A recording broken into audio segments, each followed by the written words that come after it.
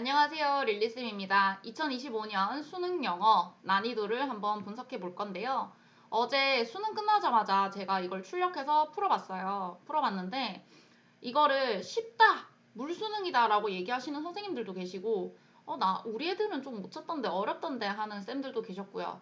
아직 좀 의견이 분분했는데 제가 봤을 때는 나쁘지 않은 수능 문제였다라고 보여졌어요. 그러니까 막 물수능인 정도로 너무 쉽다 이것도 아니고 그렇다고 불수능이야 너무 어려워 이것도 아니고 이번에는 꽤 무난한 난이도였지 않나. 물론 중간중간에 이걸? 이렇게 조금 쉬운 것들도 있었는데 그거 말고 변별력 문제가 꽤 괜찮았다고 봅니다. 일단 제가 분석을 난이도라고 분석 이렇게 올려놓긴 했지만 보통은 출제 경향에 초점을 두고 분석을 했고요. 그렇게 봐주시면 되겠습니다. 저희가 이걸 분석할 때 이거 쉬워, 이거 어려워 이렇게 분석을 하는 게 무슨 의미가 있겠어요. 요즘에 이런 경향으로 출제된다라는 걸 보는 게 더 좋겠죠. 자, 이제 들어가 보겠습니다. 1번에서 7번 듣기는 평가에서 제외했습니다.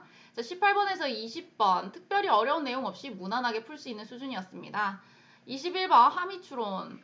21번은 3점짜리인데요. 클래스 동일하게 두다. 평소에 나오던 것과는 다른 단어가 좀 보였고요. 뭐 사실 이거 모른다고 문제 못 푸는 건 아니에요. 근데 이제 뭐지? 이런 친구들이 있었을 것 같고요. 로마 제국시대 건축가 이야기가 다소 낯설게 느껴졌을 것입니다. 평소에 건축 관련 지문을 저희가 잘 안 보니까요. 하지만 함의 추론 자체는 직관적이고 보기도 무난하게 골라낼 수 있는 정도였습니다. 배경 지식이 약한 3등급부터는 오답률이 높아졌을 것으로 보이네요. 22번에서 24번 요지, 주제, 제목. 22번 요지 찾기는 9월보다는 쉬웠어요. 내용은 평소에 어렵게 나오는 것들보다 쉬운 지문으로 발췌했습니다. 인간관계 관련 지문이거든요. 이런 지문은 이제 중하위권 친구들도 접근하기가 쉽죠. 그 다음에 23번 산업화로 인해서 변화한 작업시간 관련 내용인데 이 23번은 주제찾기거든요. 근데 주제찾기가 지문이 있으면 두갈식, 미갈식이라고 해서 앞에나 뒤에나 이렇게 문제가 많이 주제가 나오는 경우가 예전에는 많았어요. 근데 최근 들어서 다 읽어야지 주제를 찾을 수 있게 나왔었는데 이번 수능에서는 딱 떨어지는 미갈식 뒤에 잘 읽으면 주제가 뒤에 있어요. 그래서 잘 찾았을 것으로 보이고요. 보기가 언뜻 비슷한 게 보여서 급하게 풀었다면 오답 가능성이 있습니다. 정답 보기에 패러다임이라는 단어의 정확한 정의를 모르면 틀렸을 거예요. 그리고 24번 제목 찾기입니다. 2점짜리임에도 중상 정도 수준이라고 평가했는데요. 이 평가 기준은 저의 기준이에요. 제가 일반적인 학생들을 보고 평가한 기준이기 때문에 다를 수도 있어요. 다른 사람들이랑 생각하는 게. 그걸 염두에 두시고 생각하시고요. 고급 어휘가 몇 개가 있고 자화상이랑 셀카, 세계적 시각문화 이런 내용이 다소 난이도가 있어 보였습니다. 그리고 주어진 한글 단어가 있었는데 공명하다 라는 단어가 주어졌고 비문학을 못하거나 한국어 어휘력이 약한 친구들은 당황했을 거다라고 평가했습니다. 자, 29번 문법인데요. 요즘 수능이랑 모고에서 문법에 힘이 덜 실리고 독해 쪽으로 중점을 두고 있어요. 독해력을 평가하겠다는 평가원의 의지가 보이는 이번 출제였습니다. 수일치가 답이었는데요. 이거 보고 주변에서 뭐 이런 쉬운 문제를 수능으로 내냐 이런 평이 좀 있었는데요. 확실히 수일치는 문법을 풀 때 기본 중에 기본이에요. 그래서 다른 모고에 비하면 어떤 문제가 좀 쉬운 편에 속했습니다. 하지만 그 수일치가 있는 문장에 하이픈 이렇게 하이픈이 있고 전치사 플러스 명사 수식어구가 있고 접속사절 안에 주어랑 수일치하는 거여서 평소에 수식어를 골라내는 연습을 안 했다면 어려웠을 거예요. 대신에 이 어법 문제, 문법 문제 안에 대명사가 있어서 해석하는 데 시간을 써야 하거나 또는 수동태가 있어서 복잡하게 문제를 내지는 않았습니다. 수동태가 있지 않았다는 뜻입니다. 그 다음에 30번 문맥입니다. 문맥이 이제 어휘 문제죠. 문맥이 아니라 어휘라고 돼 있어야 되는데 네, 고치겠습니다. 수정할게요. 어휘입니다. 자, 30번 어휘는 3점짜리로 보통은 전문적인 내용을 다소 다루는데 이번에는 지문 내용 자체의 난이도는 낮아졌어요. 심리 관련 지문이고요. 어려운 단어가 종종 있긴 하지만 무시하고 추론으로도 풀 수 있을 정도입니다. 인간관계와 관련한 지문이라 학생들이 접근하기 편했을 것이고요. 3점으로 평가된 이유는 아무래도 일반적인 통념이랑 다른 지문이었습니다. 그래서 그리고 지문의 길이가 조금 길어서 3점으로 내지 않았나 생각이 됩니다. 그 다음에 31번, 34번 빈칸 추론 내용입니다. 이제 여기서부터 본격적이죠. 31번은 짧은 빈칸으로 보기에 헷갈리는 오답이 있었으나 중간중간 힌트가 문제에 있어서 무난한 수준이었습니다. 32번부터는 긴 빈칸이거든요. 난이도는 중 정도의 수준으로 봤고요. 계속 중간에 대명사로 얘기를 해요. 그래서 중간에 흐름을 놓치잖아요. 그러면 시간 소비를 했을 거예요. 평소에 문장을 뭉그러뜨려서 대충 해석하는 학생들이 있잖아요. 이런 친구들은 아마 답을 못 찾았을 것 같아요. 정확한 해석이 필요했던 문제입니다. 평소에 학생들이 고2에서 자주 마주하는 비판적 사고라는 내용인데 이것은 어차피 학생들은 모의고사를 많이 푸니까 관련 모고 연습을 많이 했던 학생들은 내용 자체는 이해를 잘했을 것 같습니다. 33번 난이도 상입니다. 고급 어휘가 많이 나오고요. 주의력 경제, 광고 모델의 개념을 이해해야 해서 다소 접근이 어려웠을 것 같아요. 무엇보다 빈칸에 해당하는 문장이 깁니다. 그래서 보기랑 지문을 왔다 갔다 하면서 여러 번 보게끔 출제가 됐어요. 시간을 많이 끌었겠죠? 주어진 보기 역시 직관적이지 않고 함의적 표현으로 변별력을 위한 문제인 것 같습니다. 보기에서 헤매는 학생들이 많았을 것 같네요. 34번은 난이도 상에 가깝습니다. 중위권 학생들도 접근할 수 있는 문제긴 했는데요. 보기가 해석하기 무난해서 접근하기는 쉽지 않았을까 라고 생각했는데 본문 중간중간에 create나 룰을 반복적으로 계속 강조하고 있어요. 그래서 힌트를 줍니다. 하지만 그럼에도 난이도는 상이다 라고 제가 봤던 이유는 중앙 직관화를 설명하는 예시가 어려웠어요. 야구 예시까지는 괜찮은데 악보, 회사 설립, 유언장, 신탁, 협약서 뭐 이런 내용이 어려웠고요.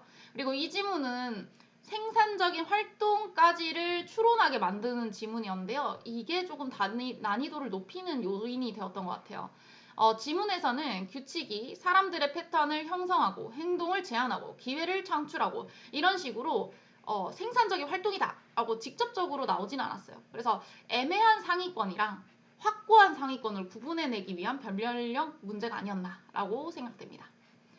그 다음에 35번 어색한 문장 찾기였는데요. 35번 지문은 관광지에 사람이 모이고 그러면서 개발이 되는 예전 모의고사에 종종 다뤄졌던 내용이에요. 그래서 난이도도 무난합니다. 게다가 1, 2, 3번, 5번이 자동차 내용이고 4번이 레스토랑 내용인데 이렇게 확고하게 보기 1, 2, 3, 4, 5 해서 흐름상 어색한 문장 중에 이렇게 4번만 명확하게 구분되는 게 정말 오랜만이었어요. 그래서 아마 답을 구분하기 쉬웠을 것 같습니다. 36번에서 38번 글의 흐름인데요. 36번 같은 경우는 글의 흐름이 명확하게 드러나 있습니다. 다만 주어진 문장에 평판자본이라는 말이 나오는데 한글 뜻이 헷갈렸을 것 같습니다. 하지만 ABC 흐름이 명확해서 난이도는 평이하다고 봤어요. 37번 난이도 상입니다. 특정 조류의 행동 특성을 감정 전염 또는 전이로 관련하여 설명한 지문인데요. 평소에 마주하지 않았던 지문이고요. 관사, 대명사, 연결사 등 스킬 위주로 푼 학생들은 어려웠을 거예요. 이게 37번이라고 돼 있어야 되는데. 글의 흐름은 주어진 문장이 있고 그 다음에 A, B, C 이렇게 준단 말이죠. 그래서 얘들을 스크램블해서 순서 맞춰봐 하는 내용인데 원래는 이렇게 앞에 연결사가 있거나 대명사 추측을 할 수 있게 만들어서 뒷내용을 안 읽고도 풀 수 있는 문제들이 종종 있었어요. 그래서 이걸 스킬 위주로 푸는 학생들이 종종 있단 말이죠. 그런데 이번 문제는 독해를 하는 방식으로 흐름을 잘 따라가는 친구들이 더 수월했던 문제입니다. 어떤 스킬적인 부분이 아닌 순수 독해 능력을 평가하고자 하는 평가원의 의도가 보이는데요. 난이도가 상인 이유는 A, B, C 문장이 모두 길어요. 이렇게 A, B, C 스크램블 된 것이 좀 길고요. 그 다음에 학생들이 글의 순서 맞추기는 이제 연결사, 아까 제가 말씀드렸던 대로 연결사나 대명사 위주로 꼼꼼한 해석이 아닌 약간의 스킬이나 대략적 내용을 파악해서 푸는 경우가 많은데 이 문제는 그렇게 풀면 오답률이 상당히 높아지는 문제였습니다. 38번이랑 39번 문장 끼우기인데요. 38번은 난이도가 중 정도의 수준이고요. 특허 비밀법과 특허 보호의 차이를 설명하는 글인데 단어가 평이합니다. 그리고 3점짜리임에도 해석하기는 문제 없었을 거예요. 하지만 제시문에 however가 들어가서 앞문장도 확인하고 뒷문장도 확인해야 됩니다. 예전에는 이 글의 흐름을 풀 때 주어진 문장이 있고 보기 1, 2, 3, 4, 5 해서 이 문장이 어디 들어가야 되게를 묻는 문제인데 예전에는 뭐 3번이 답이라면 이렇게 풀고 앞문장만 읽어도 여기 3번 답이다 라고 체크할 수 있을 정도였어요. 하지만 최근에는 어떻게 나오냐면 뒷문장을 꼭 같이 보도록 문제가 나오고 있어요. 이 정답지인 4번의 뒷문장뿐만 아니라 4번 다음에 이 문장뿐만 아니라 5번 이것까지 읽어야 4번이 확실히 4번이구나 라고 답을 체크할 수 있도록 끝까지 다 읽어야 되는 그런 문제였어요. 그 다음에 39번 제시문 내용이 사물이 다시 사용되는 것이고 주어진 문장의 뒷문장도 관련한 내용이 나와줘야 되는 이런 문제였는데요. 앞에 38번이랑 동일하게 흐름을 풀 때 앞문장만 보고 푸는 경우 오답을 고르게 출제되었습니다. 게다가 39번의 정답 자리, 그러니까 예를 들어서 뭐 4번이다. 그럼 여기에 체크하게 앞문장 있죠? 이 앞문장이 굉장히 길었어요. 그리고 의인화된 비유 같은 단어가 있어서 앞문장만 보고 그냥 쭈루룩 푸는 친구들은 조금 어렵지 않았나 라고 생각됩니다. 40번은 무난한 단어들로 구성이 돼 있어요. 40번은 요약하기 문제인데요. 문제가 이렇게 나오고 이 문제를 요약해가지고 여기 요약본이 나와요. 이 요약본에 구멍을 뚫어놓고 빈칸에 들어갈 단어를 찾는데요. 식품 관련 내용으로 비슷한 내용들을 모고에서 종종 볼 수 있습니다. 그래서 내용은 이해하기 쉬웠을 것이나 보기에 있는 단어 챌린지가 일반적으로 도전하다라는 뜻이 아닌 의문을 제기하다라고 쓰여서 어휘력이 약한 친구들은 헷갈렸을 거예요. 그 다음에 41번, 42번은 난이도 중으로 평가했고요. 예전에 나왔던 41번, 2번 내용보다는 내용이 평이했어요. 그래서 보통 여기 40번대 후반으로 오면 40번대로 오면 애들이 시간 싸움이 일어나는데 중하위권 친구들은 평소 독해 실력이랑 상관없이 급하게 읽어서 틀려요, 여기는. 근데 이제 시간 안배를 잘했던 친구들은 이 문제를 좀 보고 풀 수 있었을 것입니다. 그 다음에 41번 제목 문제는 첫 번째 문단 초반에 그리고 두 번째 문단에서 확실히 제목을 풀 수 있게끔 줬고요. 그 다음에 42번 주어진 단어도 무난하고 뒷부분도 천천히 읽었다면 풀 수 있을 정도였습니다. 43번이랑 45번은 평이한 수준으로 스토리입니다. 그래서 분석 제외했습니다. 네, 총평을 한번 해볼게요. 제가 매번 모의고사랑 수능을 이제 분석하는 이유는 출제 경향을 봄으로써 요즘은 이런 내용이 주로 나오는구나, 요즘 평가원이 이런 의도를 내는구나 라는 것을 알 수 있기 때문이에요. 이미 수능을 친 학생들에게 수능 분석은 큰 의미가 없죠. 근데 이제 고1, 고2 학생들이나 중학생, 좀 더 가서 초등부는 모의고사나 수능이 이런 흐름으로 가고 있다는 것을 아는 것만으로도 그 의미가 크다고 할 수 있습니다. 먼저 모의고사에서 보이는 경향이긴 한데 문법 비중이 줄어들고 순수 독해력을 보는 비중이 늘어났습니다. 예전에는 문법이 3점짜리로 출제되었다면 최근에는 빈칸 그리고 글의 흐름이 주로 3점짜리로 변별력 문제로 출제되고 있습니다. 그리고 빈칸도 좀 비중이 약해지고 글의 흐름, 문맥, 순서 맞추기 뭐 이런 거에 좀 더 집중적으로 나오는 것 같아요. 글의 흐름이라는 것은 문맥을 파악하는 것인데 말 그대로 앞뒤 문장 연결이 되냐, 이게 논리적으로 글이 말이 맞냐, 이걸 보는 거거든요. 예전에는 대명사, 관사 등을 이용해서 스킬을 사용했다면 요즘에는 문장을 쓱 읽고 이렇게 그냥 눈으로 훑고 대충 뭉그러뜨려서 대략적 내용을 파악해서 푸는 친구들은 변별력 문제에서 오답이 나옵니다. 그 다음에 지문 자체가 길어지고 요즘에는 문장도 길게 나오는 게 하나의 특성으로 보여요. 지문도 길어지고 문장도 길어졌다. 그 다음에 장문 독해를 하지 않은 친구들은 그럼 어렵겠죠. 저는 가능하면 초등부 고학년이나 중등부까지는 장문을 볼 수 있는 독해 연습을 하라고 하는데 이게 모의고사 장문 독해가 아니라 그냥 일반적인 비문학 독해, 그러니까 국어 비문학 말고요. 영어 비문학 지문 중에 긴 거 있어요. 뭐 토플 지문만 봐도 엄청 길거든요. 이제 그런 거를 좀 보게 하는데 선행을 한다고 초등 고학년, 중학교 1학년부터 모의고사만 계속 푸는 친구들이 있어요. 이런 경우는 조금만 더 길어지면 장문 독해에 대한 능력을 상실해요. 그래서 잘 못 풀어요. 그러니까 모의고사도 풀긴 푸는데 이왕이면 좀 더 긴 지문, 다양한 지문을 봤으면 좋겠다. 이 다양한 지문이란 게 여러 가지 비문학 지문을 말합니다. 그리고 이건 제가 담당 학부모님들께도 제가 늘상 말씀드리는 건데 배경 지식이 다양해지고 있습니다. 영어에서 한국어로 해석을 한번 하고요. 그러면 이해 못해요. 그거를 한국어로 한 번 더 쉽게 풀어서 해석을 해야 할 수 있는 그런 내용들이 많이 나와요. 그래서 경제, 경영, 언어학, 교육학 관련 지문들은 학생들이 평소에 마주하지 않았던 내용이라서 어렵습니다. 그래서 이거를 비문학을 못하는 친구들은 영어도 어려워요. 그렇다고 뭐 국어 비문학을 주구장창 풀 순 없잖아요. 그럼 어떻게 하냐?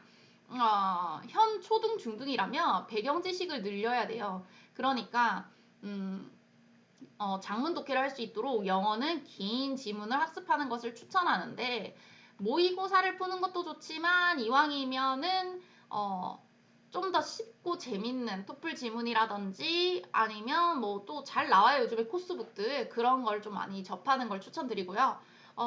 아티클, 그러니까 기사라든지 또는 뭐 논평 이런 것도 재밌습니다. 그런 거 보시는 것도 추천드리고 처음에는 스토리도 상관이 없으니까 그냥 좀 재밌지만 내용이 긴 거 있잖아요. 짧은 문장이지만 내용이 긴 거. 그런 걸 많이 읽혀서 긴 지문을 봤을 때 면역력이 좀 길러지면 좋겠고요. 이게 되면 이제 비문학으로 넘어가면 좋겠죠.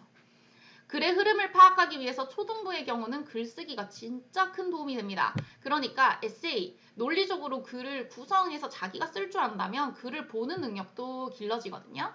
그래서 그런 에세이도 좀 한번 학습을 하면 좋겠죠. 초등부는 아직 시간이 있으니까. 저는 개인적으로 토플 지문을 초중등까지는 쓰고 있습니다.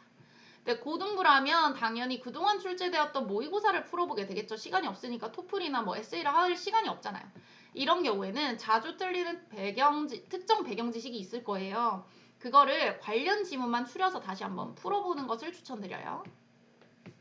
자, 이제 현 1, 2등급, 고등학교 1, 2등급이다, 나는 지금. 그런 경우에는 까다롭게 출제된 배경 지식 내용을 풀어보시고 틀리잖아요. 분석을 할 때 내 오답이랑 정답이랑 그 다음에 한 가지 더 매력적으로 나올 수 있었던 오답이 있을 거예요. 그거는 보통 해설지에 있거든요. 그거를 전부 다 이제 보는 거예요. 그럼 3개가 나올 거 아니에요. 그럼 이걸 다 보고 내가 어떤 함정에 빠졌을 겁니다. 그 함정을 아셔야 돼요. 이 평가원은 매력적인 오답을 만들 때 이건 놓치겠지? 이 함정엔 빠지겠지? 이렇게 해서 내거든요. 그래서 그 출제 의도를 파악해보고 내가 자주 빠지는 함정이 있습니다. 이제 그거를 분석을 해보시고요. 3등급, 4등급의 경우에는 듣기는 일단 100점을 목표로 듣기부터 안 틀리게 만드세요. 근데 보면 3등급 친구들이 가장 이 고전을 하는데요. 이유가 약간 자신감이 있어요. 한 번씩 2등급이 나와주기 때문에 나 독해 어려운 것만 조금 하면 돼 하고 막 어려운 지문을 파는데 이런 경우에 이제 듣기를 소홀하게 되는 경우가 있어요. 생각보다 3, 4등급에서 듣기 한두 개씩 틀리거든요. 듣기를 100점으로 만드세요. 듣기가 더 빨리 늡니다. 그래서 효율적이에요. 듣기를 안 틀리게 하는 게. 그리고 이제 리딩 같은 경우 독해 틀린 거 분석할 때는 그냥 쭉 읽어보고 분석을 안 해요, 애들이. 그냥 한번 읽어보고 아 이게 답이구나 이렇게 하고 지문만 보는데 보기만 보고 아 이게 보기구나 이게 답이구나 이렇게 넘어가거든요. 절대 그렇게 하시면 계속 3등급 4등급이 됩니다. 그러지 마시고 틀린 지문이 있으면 문단마다 다 끊어요. 그리고 중심 내용을 옆에 적으세요. 적고 글이 이렇게 흐름이 전개되는구나 라는 걸 계속 익히셔야 돼요. 그러니까 글의 흐름을 보세요. 아시겠죠? 그 다음에 5등급 이하부터는 당연히 단어의 양을 최대한 늘리셔야 됩니다. 단어집을 들고 다니면서 외워도 되지만 저는 이제 독해 지문에 형광펜 쳐놓고 그 독해 안에서 쓰인 단어를 좀 외우라고 하거든요. 킬 문제는 다 못 보더라도 시간 안에 문제를 다 푼다는 각오로 매회 모의고사 풀 때 시간 안 정하고 풀지 말고 시간 딱 정해놓고 푸세요. 시간을 보고 푸는 연습을 하셔야 그래도 뒤에까지 갈 수 있어요.